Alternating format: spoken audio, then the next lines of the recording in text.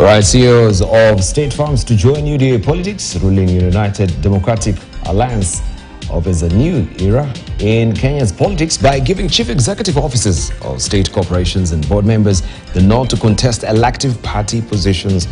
And that was a story that was headlining, of course, the publication of a Standard last week. We just want to look keenly into this, and I want to pick the brains of Dr. Makali Mulu.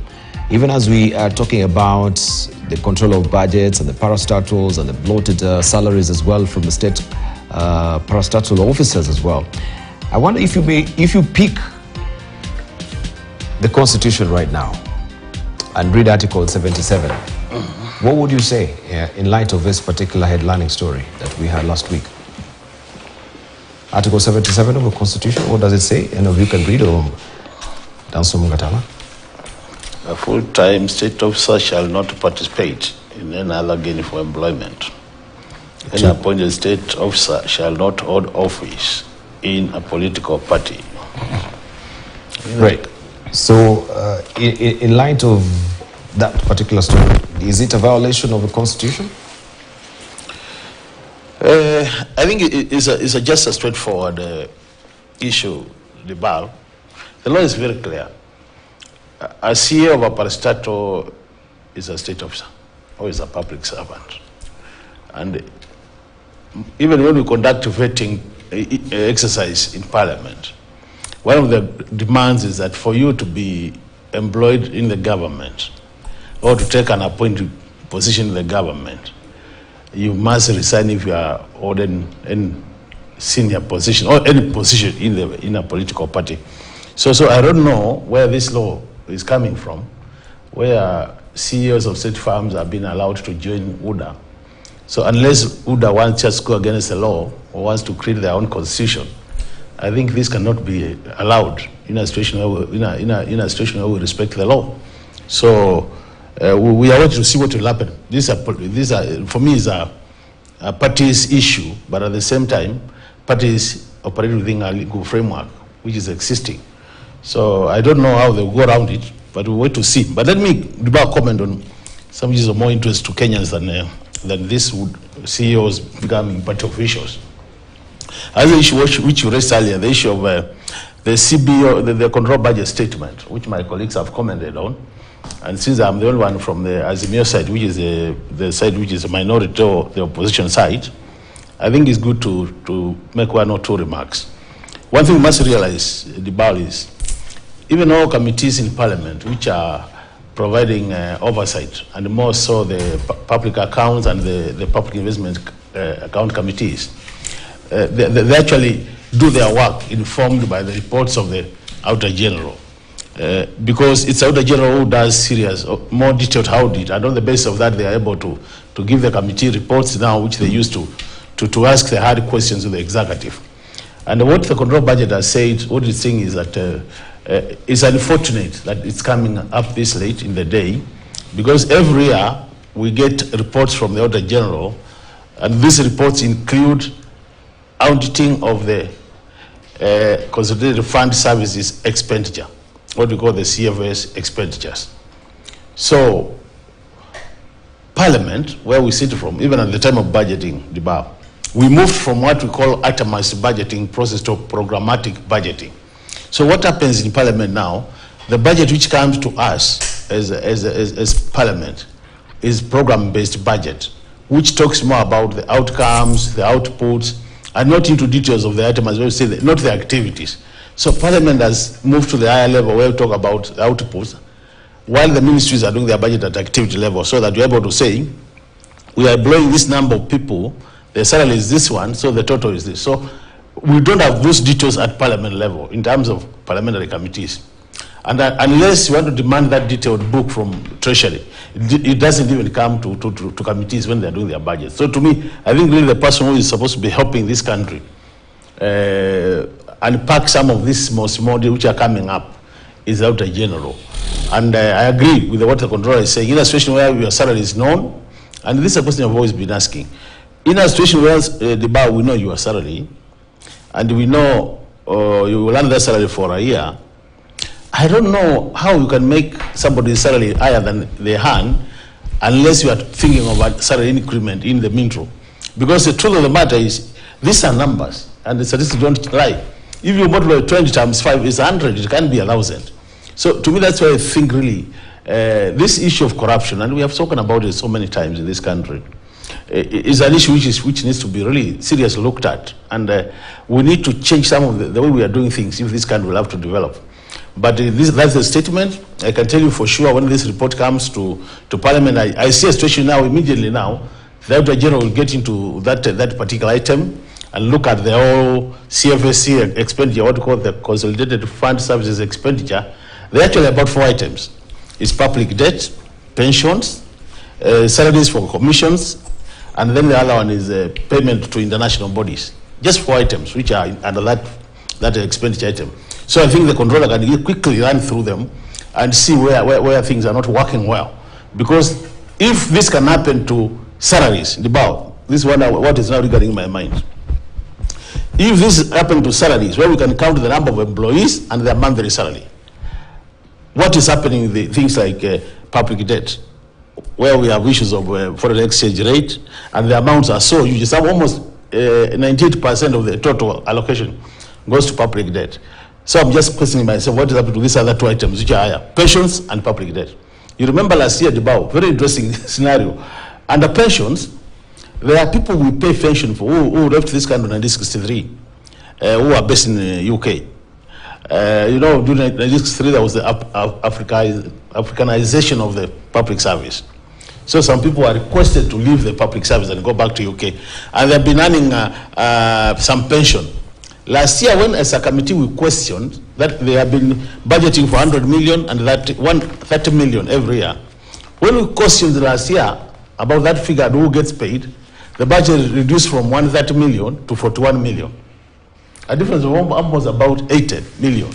And these are the issues. So it looks like really we need to look at the figures. And that's why I always say, if we got it right in terms of our expenditure in this country, there might be no need for us to borrow. Actually, if we just sell the repos, which people have been using to get the money.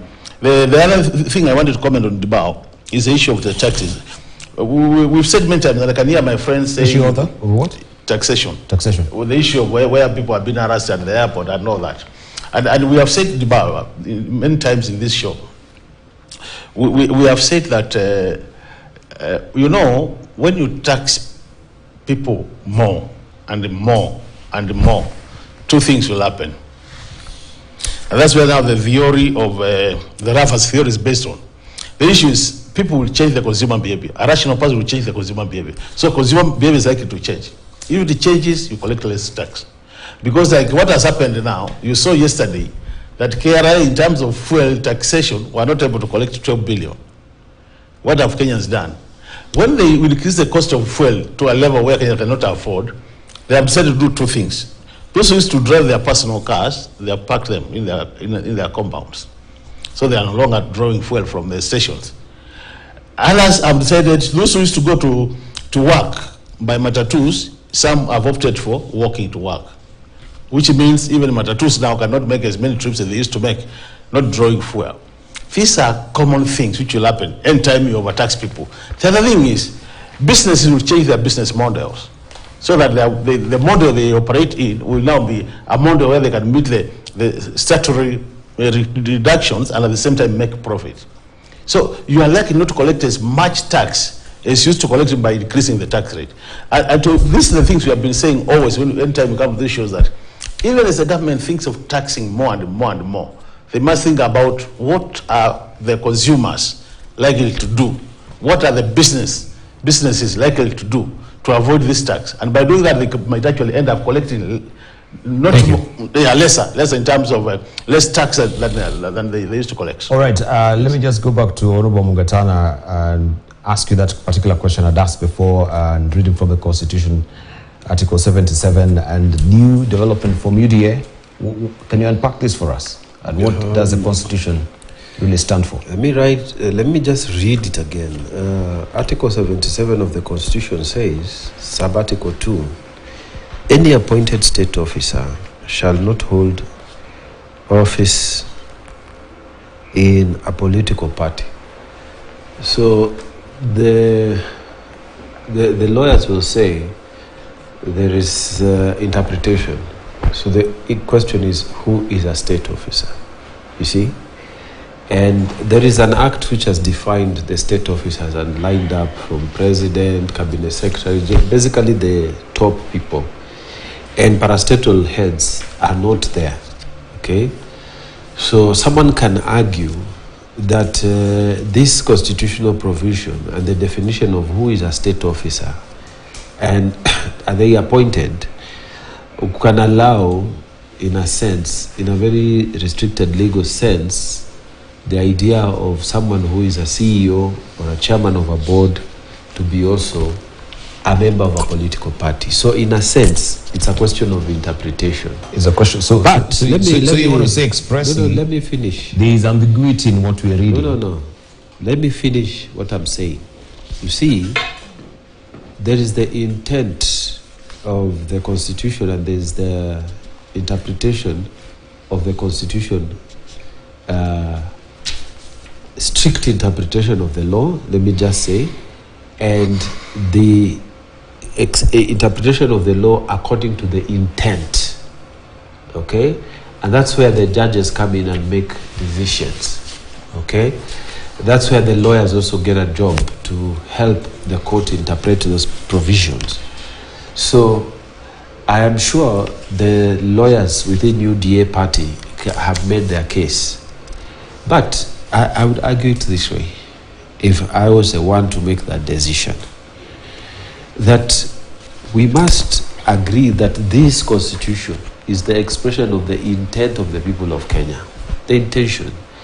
We must agree that the intention was, when the people were writing this, they wanted a bit of a differentiation between political officers, state officers, and state officers who are appointed. That's why that word appointed is there.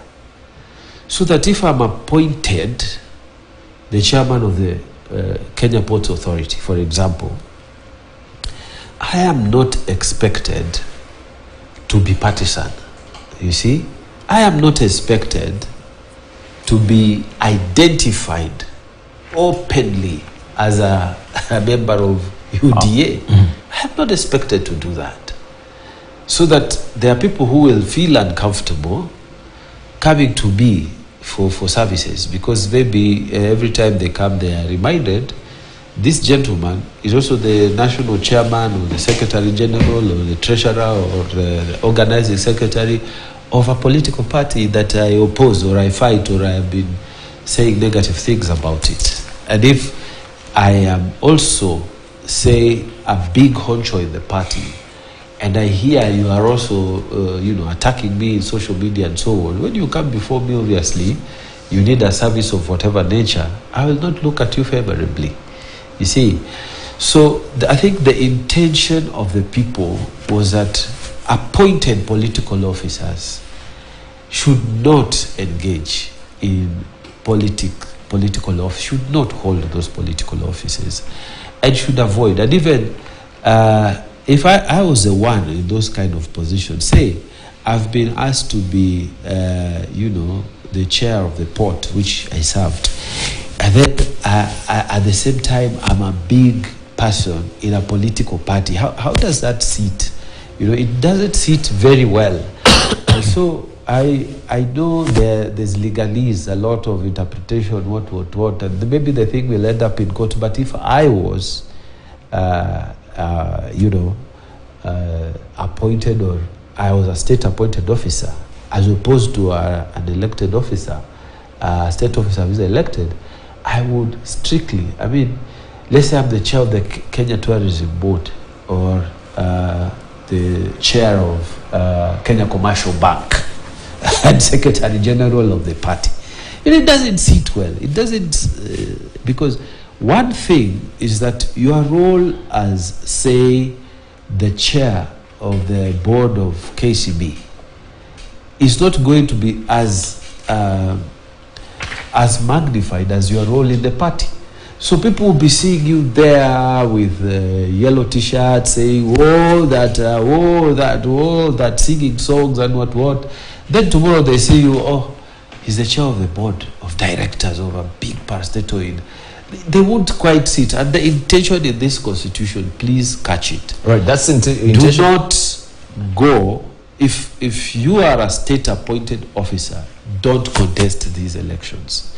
It's not going to sit pretty. That is what that's not what the people of Kenya intended in this constitution.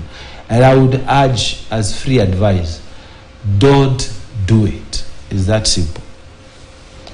All right, so because when you read and you say it's a matter of interpretation, we have a company owned or controlled by the state. A company. So a company and a state officer, if you put them together, what does that really make you? Because you're saying this is a matter of interpretation, and we're looking at a company. When you talk about company, I'm presuming then these are the parastatals that we're talking about. Yes. Yeah, so this is very express. I wonder what you're saying, this is subject of interpretation, while it's so expressly pointed out by the Constitution here. No, you see, that's the difference. Hillary would agree with me, but you won't, because I'm not he's a trained but lawyer. I'm not a trained lawyer. You won't. You not see what I'm saying. Even here I can interpret it. I don't necessarily have to be. No. I'm just telling you. That's why we have you copies will of this go to court and stay the whole day asking the question: who is a state-appointed officer? Who is a state officer? Help me understand. That's what we want to do. Who is a state officer according to here? To what we have on this. Thank you. I'm normally very cautious to share the statement. The law is very clear. It is never clear. And that's why we go to court. We get an arbiter in the form of a judge to be a go-between in terms of interpretation. What the Honorable Mang'atana is saying about the provisions of Article 70 is right. He's right. He's wrong, he's right, he's right. I don't know whether that makes sense. But then again, it is true what you're saying. When you read the provisions of Article 77, together with the provisions of Article 260 of this same Constitution, 77 restricts, and it makes reference to full-time state officers, and also any appointed state officer. And of course, you've added the issue about a company or a state organ. Indeed. That I believe you extending that to mean the CEOs, as the Secretary General of the party says. Article 260 defines who a state officer is. Indeed. And it lists, actually, Honorable Mang'atana, there should be 16 officers. 16 officers that are defined as state office. It also goes ahead to list, or rather to define, who a public officer means. And it says it's any state officer or any person other than a state 265. 260. 260. 260. Yeah. Look at page 285. Yes. Yeah, from the Constitution that you are holding. It talks about any person other than a state officer who holds a public office. And it goes ahead to define a public office. All this is provided for in this Constitution. I do not intend to read through what or begin reading what public office means. The Political Parties Act, Dibal, in section 12, I believe, also in mandatory terms, demands that any public officer or any holder of a public office should not hold an office in a political party. That is what the law says. I recall that there was a court case that was filed sometimes back. I'm trying to flip through. Just help me again. 200 and what? 260. Article 260 of the Constitution. 260. In this document, look at page 285. Yes, look at page 285. The definition section, that is actually the interpretation of the Constitution. Article 260. 285. How come this constitution of mine doesn't have? Article 260. I'm using a different constitution. 260 provides on interpretation. And it lists a lot of definitions, including now the one on... Makali, could you counter check with me, please, if you may? 260. Yeah? 260. Yeah, this year. Begins from 279. Begins from page 279. 279. Yes. Oh, yeah. This one of mine is missing some pages. Oh, yeah, it's Okay. Oh yeah, yours is missing some pages. Yes. Thanks. Let me take you to page 285. 285. Yes, where it defines who a public officer means. It even defines now in the fourth last line of that page, state office. Yes. You've seen it? Yeah. So the Constitution has expressly provided for who a state officer is, what are state officers, defines who a public officer is, and all that. It has given us that list. And I was making reference also to the provisions of the Political Parties Act 2011. So before you go there, we have, and this is where we are bringing in the CEO. Yes. So any state officer or any person other than a state officer who holds a public office means an office in the national government, a county government, or the public service. Or public service. If the remuneration and benefits of the office are payable, I am interested in the public service. Yes. So what does, if you may unpack that for me, what does that mean? Wait, you're saying unpack the what? The definition the public service. So a state officer within the public service is this state officer we're talking about, the CEOs as well. Yes. I haven't finished my story. I wanted to lay down the foundation of this conversation so that when I'm answering the question as to whether or not that particular CEO is supposed to hold an office in a political party is right, lawful, or legitimate. So you have now unpackaged the provisions of the Constitution as regards these particular offices. As long as you're getting paid by the taxpayer, that is, as long as your salary is coming out from the consolidated fund, by the definition of the Constitution, you're a public officer. You're a public officer. Yes. It has expressly excluded elected officers. President, deputy president, members of parliament, that is both senators and the National Assembly, governors, deputy governors, and members of the county assembly. That is expressly excluded from the constitutional definition of the people who can hold an office in a public office. I was also referring to the provisions of the Political Parties Act, Section 12, that says a public officer shall not hold any office in a political party. Juxtapose it with the provision of the Constitution, you now would understand what the law says. Devoid of the interpretation bit and the legalese about whether it is, I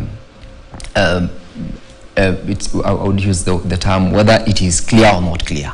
That is the intention of the drafters of the Constitution and the Political Parties Act. Why? Because I believe they desired to distinguish between the operations of the political party and the operations of public officers. And therefore, in principle, I would also say it is not tidy for a CEO of a public entity appointed to run on public resources to also be involved and run for a political office in a political party. Whether that political party is the ruling party or not, it is not tidy.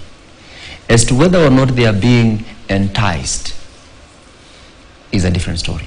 And Dibal, I was one of the drafters of the Constitution of United Democratic Alliance from zero, from the scratch to where it is right now. And there is a provision that gives to that effect that if you are appointed into a public office, you are required to relinquish the office that you are holding in the political party. And it was for two reasons. One, to comply with the provisions of the Constitution and the statutes. And two, to also open up so that if we are going to be oversighting on this government that we have formed, we can only oversight when we are not the players in it. You can't say we gave the people of Kenya a certain manifesto as a team that was campaigning, and at the same time you're reaching out to see that you are the one who is implementing. You are supposed to be the referee so that you make sure what you told the people of Kenya, the promises you made, you are indeed pushing towards achieving them. So that provision is there, and I would call out as well, as a member of the UDA party and as an elected leader within the ruling coalition, it is not going to be tidy if we have CEOs of government entities running for political office. Right. We'll be completely missing it out.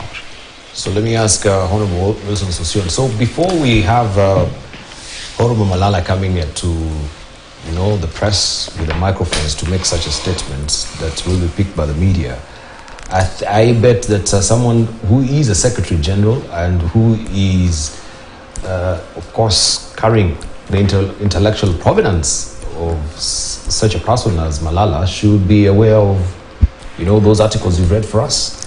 The Political Parties Act, first of all, and the Article 77 of the Constitution. Just a moment. Before you, this is a capacity over the Secretary General. It's a big position. Why will not also the legislators be on the same page with Malala?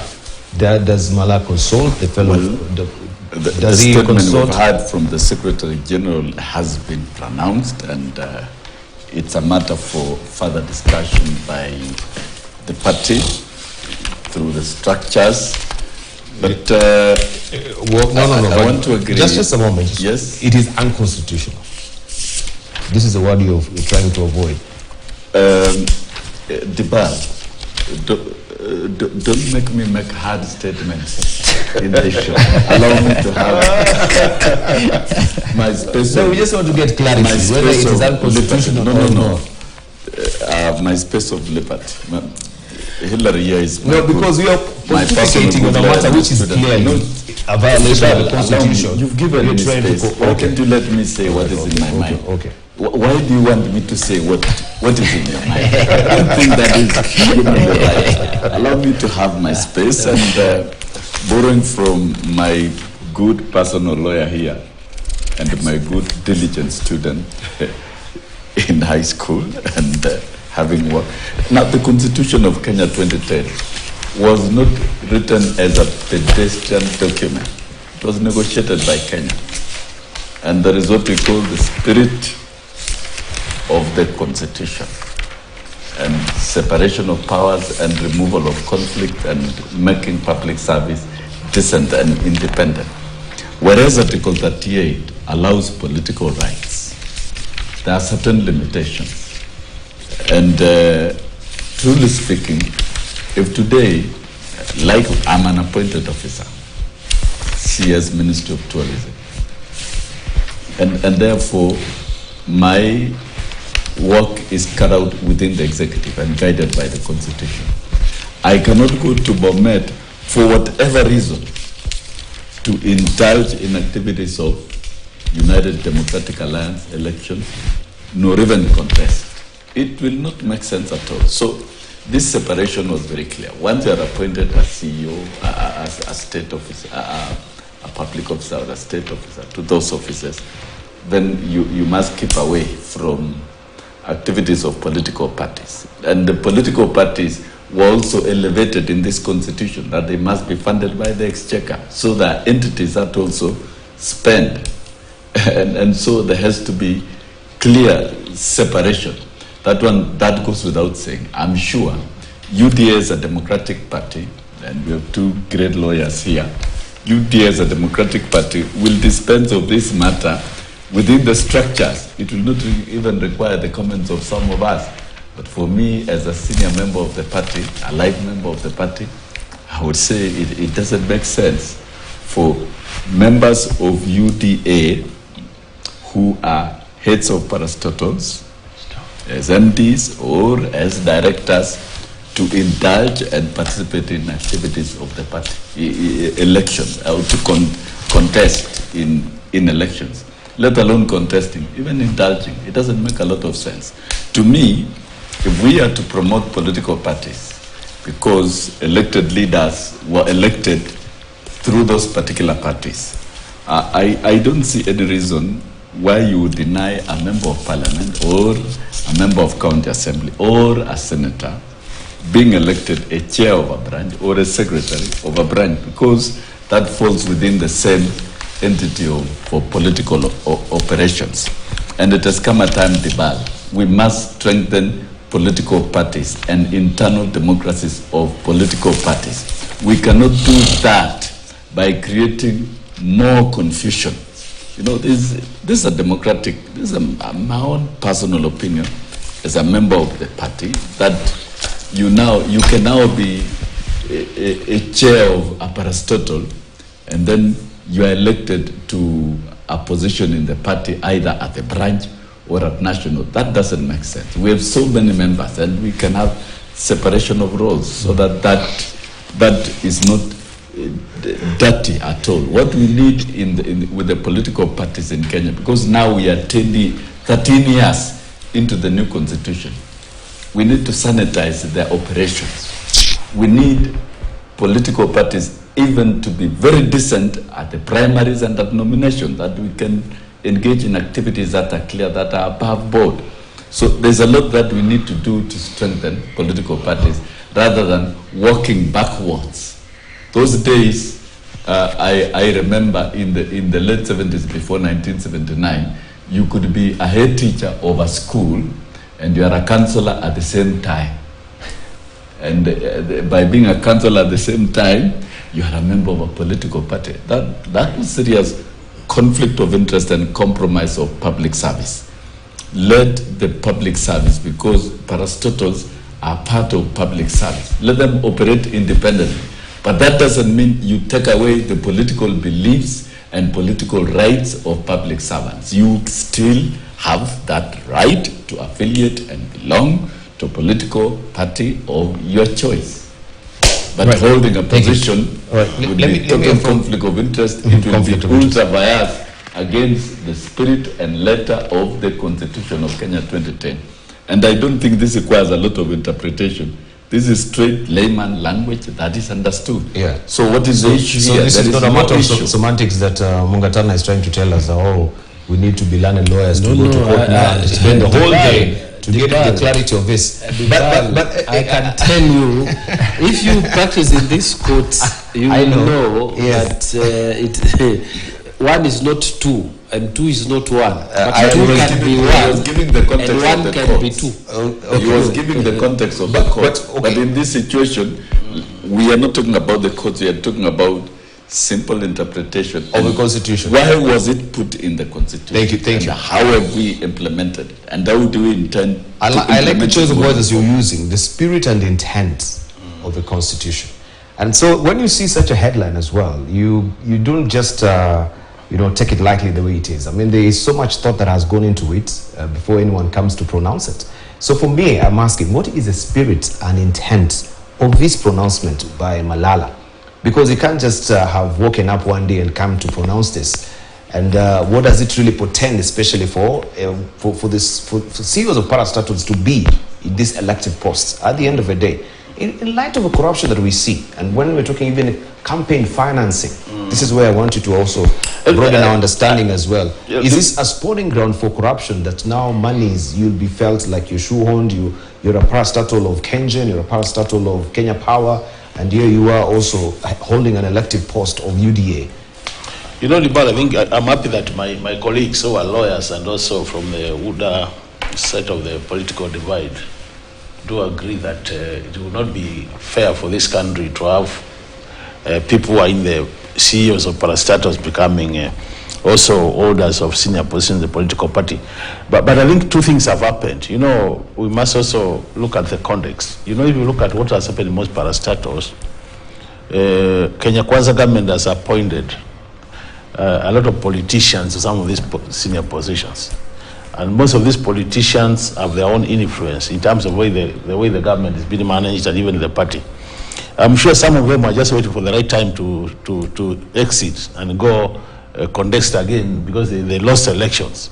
So I'm sure this could also be a strategic move, so that in case they are allowed to hold this party position, they still remain relevant in terms of future politics. Because 2027 is not very far.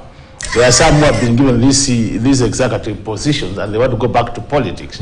So if you lock them out, it means all the way from the sub-location level to the national level, they will not feature anywhere in terms of political positioning. And I think that's a worry. The other thing is, also looking at the politics, it's only politicians who appreciate the kind of cost incurred when you are campaigning. So I see a situation, as you are saying, where people might be thinking about campaign financing in 2027.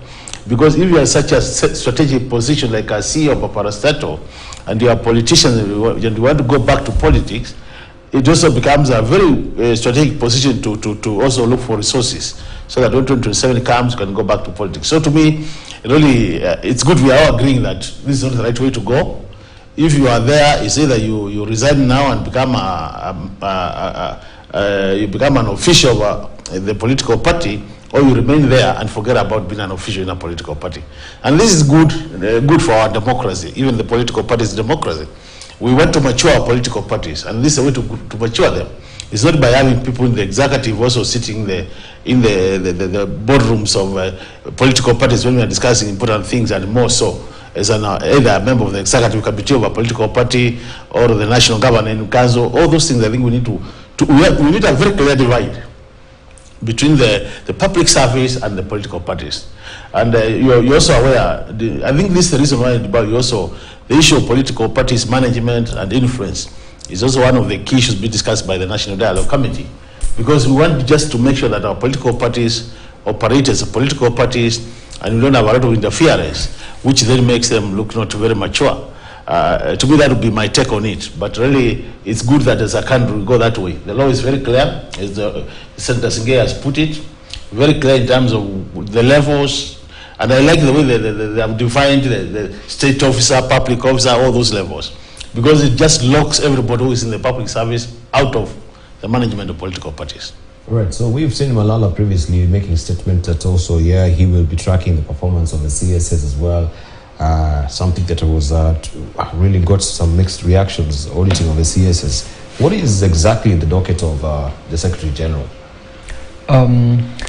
The Secretary General of a political party is the person who runs the day-to-day affairs of the party, both at the policy and actually administratively. Like in UDA, we've got the office of the Executive Director. The Executive Director manages the daily administrative work, but the Secretary General authorizes a number of those things that an ED is supposed to do. He also acts as a link between the other organs of the party, and if it is a ruling party, like in our case now, the Secretary General is sort of the link between the executive, which is the presidency, the National Assembly, and the Senate, and other organs which directly engages the political party. In this case, I'm making specific reference to UDA because now it's the Kenya Kwanza ruling coalition. So where is that nexus between UDA and the CSS? The UDA and the CSS... They have to be audited by him. And what is the role now of the Prime Cabinet Secretary? In the constitution of UDA, we have got a replica of all the government ministries. We've got the Secretary of Treasury. We've got the Secretary of Roads and Transport.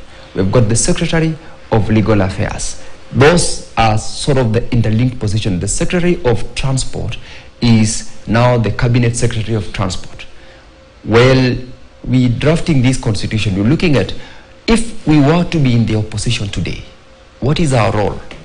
Our role is to check on the government that is in office. And therefore, we must create these positions so that these organs will now speak to the issues of the relevant ministries towards, towards the operations of the government. But where is the place of auditing coming in? In this case. Well, how do they audit? Now, you can't audit because you don't have that role in law. Exactly. But you speak about it because you have got that political responsibility as a political party. The way you do the audit now is by speaking about it, by also doing your own independent inquiries, for instance, and letting your members know, letting the public know. It's one way of checking on the performance of the government. And remember, you were saying... Okay, I just wanted to say just allow me to butt, because he said that they have developed a dynamic monitoring metrics to track implementation of manifesto. And he said automatically apprises the president of the delayed projects and prompts him to hold the CS in charge of the ministry responsible to account. Remember we had that conversation when that pronouncement was made. We were still in the same program. Yes, indeed. And of course, I'm very sure you recall the comments that were made by myself, by the Deputy Speaker of the National Assembly, Gladys Boshole, and a number of other leaders. And apart from that comment then, has anything happened? Has that tracking been done? No. But we have been speaking about it because when I was vying for the position I'm holding now, I gave certain promises to the people of Bomet in the context of the manifesto that the party that sponsored me into office had for the people of Kenya. I therefore can speak about those development performances within the context of the political party, and I'm very comfortable to do that through the office of the Secretary General at the national level, and myself at the lower level that I'm running. Right, I'm trying to just raise the issue of, you're talking about that particular statement was made. Yes. Few months down the line, we have this statement about the CEOs. This is a person the president has entrusted to be in his advisory. Remember, our good friend, the Secretary General Malala sits in cabinet. Yes, that's what I'm asking. So if you have issues with the sort of decisions or comments are being made by the Secretary General, then how should we even trust that such a person also sits within an advisory council? There's no harm with that, by the way. There's no harm with that because we are in a political space. Can I hear just from a member of a political coalition? Let's hear from Makalimu. You know, Dibal, what you are, I think you're putting it right the way it should be. Because what you are saying, we have an individual who is supposed to be the spokesperson for the party, because he's the Secretary General. And the kind of statements he's sending out there to Kenyans don't seem to be aligned to the thinking of my colleagues who are seated here, who are the political wing of the party. So the question is, how is the communication channel? How are they communicating? Where is he getting some of these statements? Like now you said. What sort of advice? Yeah, what kind of advice is he giving the party leader? The quality of advice that he gives the party leader. It's just confusion. It's just confusion, and I think that's what they need to address. That they need to streamline they are just demonstrating confusion within the party, the political wing of the party and the other side of the party. So they better put their acts together. So, you want to say something very close? Yes, I've got to weigh in because I don't think it will be right, Dipal, if we set up this conversation to look like we are auditing the Secretary General of the party. No, the Secretary General of the party is the spokesman of the party and is appraised with the policies of the party. Let me tell you, UDA government as a party today sits on the political party itself. It sits on the constitution of the party. And as I've said, with respect to those who will contest in December, whether they are heads of parishes, whatnot, that will be dispensed of by the organs of the party. But the latest statement you've made about auditing and checking the performance of ministers, from the statement you've read, it really is not about auditing, it's about monitoring. Why? The plan is a document of the party. At first, it's a document of the party, and within the party itself, as has been stated by Senator Hillary, there are secretaries of the different ministries that have been created by government. There are day-to-day operations of those ministries. And why is it in the wisdom of the president, he has the Secretary General of the party in attendance in the cabinet, so that you can link the policy positions of the party with the implementation programs and plan of the line ministries. So to me, developing a matrix and tracking system and appraising the president is more administrative, and it can happen. So yeah, you need to be reminded also is making this statement prior to voting. This is how parties or political parties ought to work. A political party does not exist and only pops up during election. If it is in authority, we must see the party working specifically within the sectors and linking itself with the line ministries, and they must be in harmony. Because at the end of the day, the president is the president of the republic and chair of the cabinet. Thank you. And the president is the leader of the party. Thank you. So the plan that the president is currently implementing, President William Ruto is implementing, was authorized, written at the party level, negotiated with the different stakeholders, and it will have to be implemented. So there is no confusion. The only difference is that UDA is a more democratic and open party. And what the Secretary General has stated, we cannot push it away. In 1 second, what we are not telling us, no. We are going back to Kanwera, where party officials were more powerful than the ministers. They will deal with the issue but not dealing with individuals. Right, so getting down to discuss the person of the Secretary General of the party, I don't think is right. And we saw the president during the NEC. Also, you had your meeting, and the president also spoke about the swallowing up of the other parties and the way he was telling all other parties they have to be constituents of UDA. You remember?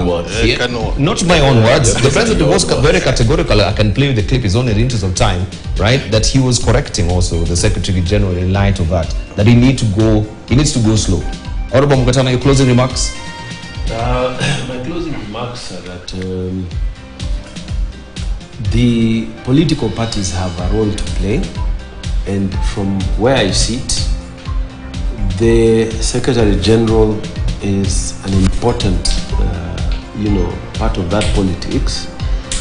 His main role is to free the party leader, the deputy party leader, from the politics of the day-to-day, so that the head of state, or in this particular situation now, can focus on the economy, focus on the projects, focus together with his cabinet. And if there's bad politics coming on the party leader or the cabinet, then the Secretary General is supposed to be the buffer zone to fight off the bad politics. And also to be able to advise the party leader that this particular minister is costing us the goodwill of the people. This particular minister is doing very well, let us support him. But this is, I think, not coming out as strongly as it should. And that's why you've seen also sometimes the president and the deputy president going so much into the political, and then they get bashing. And it should be that it is the Secretary General really who is carrying the politics. When ministers are attacked, he should be the one coming to explain, or he should be the one to defend. Thank you. That's how I see it. My closing remarks again, in the context of this conversation about the CEOs, the political parties, and the role of the Secretary General, is that, remember, this is a political space. And this political space, in the context of that statement, is one of those that you play it out. You stir the waters, attract a debate on it, generate interest, because we want to build Kenya Kwanza UDA as a party that surpasses the 5-year election cycle. Thank you. And as I close, I want to wish the KCSE candidates, they are starting their main paper today, success. Thank you. As this Thank you, Honorable Kal. Briefly. Just in closing, briefly. I said it earlier. I think what I'm seeing from our colleagues is that very soon the party officials are going to be more powerful than the ministers. They will rather check that. The other thing is, as I close, we want to pray for more rains in the bar, but it's now the work of the government to review our level of preparedness, because I think we're having issues with the way we are prepared for the flooding. Thank you. Thank you. Your closing remarks? 10 seconds. Yes. The plan, according to President Ruto, is on course, and particularly on education. I wish KCSE students the best in the exams, and a lot in terms of reforms framework are now in place. Both at the basic and the comprehensive school level is being implemented. The Presidential Working Party reports is on course, and the new funding model of the university is coming to its tail end of implementation. Thank you. So all is underway. There should be no cause for alarm. Thank you. For all Kenya's household in accessing equitable quality education. The last told. That is you. The one you used to. You need to wind up. Will you do me a favor? Right? Can you pass this constitution to Honorable Malala to read Article 77, please? Yeah, so that he can remember. For the party. But I really want to appreciate your input this morning. You've been watching Standpoint here on Morning Pride. Don't go away. Richard Masewa is standing by with a news diary.